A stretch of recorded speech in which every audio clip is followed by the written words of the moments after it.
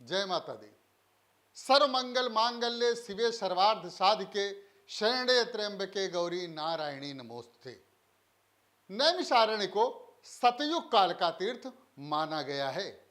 यही वो तीर्थ है जहां पर 88,000 ऋषियों ने निर्विघ्न तपस्या करके सनातन धर्म की ध्वज पताका फहराई थी। यह स्थान उस समय आध्यात्मिक ज्ञान अर्जन का सबसे बड़ा केंद्र था। इस नैमिषारण्य की सबसे बड़ी पहचान चक्र तीर्थ और मां ललिता देवी का मंदिर है। यूं तो पूरे वर्ष और खासकर अमावस्या के अवसर पर यहाँ श्रद्धालुओं का आवागमन बना रहता है, लेकिन नवरात्र के अवसर पर श्रद्धालुओं की संख्या कई गुना तक बढ़ जाती है। नैमिषारण्य में स्थित ललिता देवी मंदिर का विशेष पौराणिक महत्व है। कहा जाता है कि प्रयागे ललिता देवी नैमिषे लिंग धारिणी। इसका मतलब यह है कि प्रयागराज में ललिता देवी हैं और नैमिषारण्य में लिंग धारिणी मां ललिता देवी हैं। लिंग धारिणी का तात्पर्य शिवलिंग धारण करने से है, अर्थात यहाँ पर मां ललिता देवी शिवलिंग को धारण किए हुए हैं, जिससे इस स्थान पर शिव और शक्ति का विशेष समन्वय भी है। नैमिषारण्य की ललिता देवी को चक्रेश्वरी के नाम से भी जाना जाता है।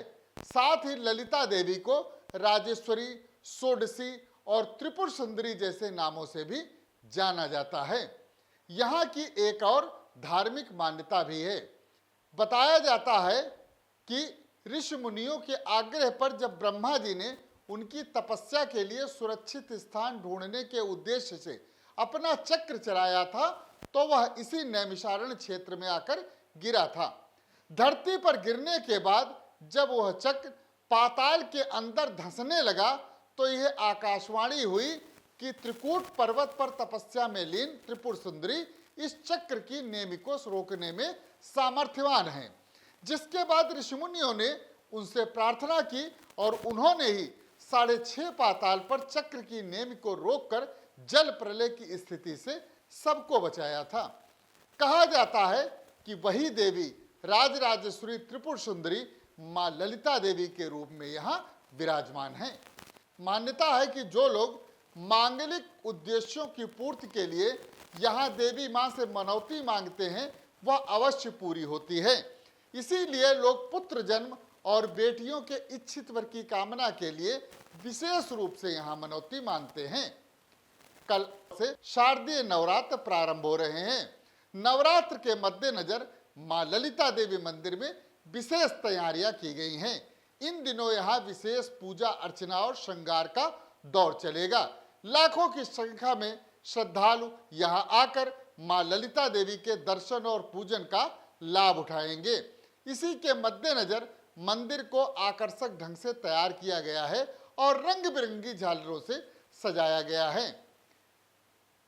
ललिता देवी मंदिर के मुख्य पुजारी गोपाल शास्त्री ने बताया कि इस बार नवरात्र में देवी मां नौका पर सवार होकर आ रही हैं। यह पूरे 9 दिनों की नवरात्र है, जिसमें व्रत उपवास रखकर भक्त देवी मां को प्रसन्न करने का प्रयास करेंगे। उन्होंने बताया कि 9 दिन की नवरात्र विशेष फलदायी है। इस खबर में इतना ही।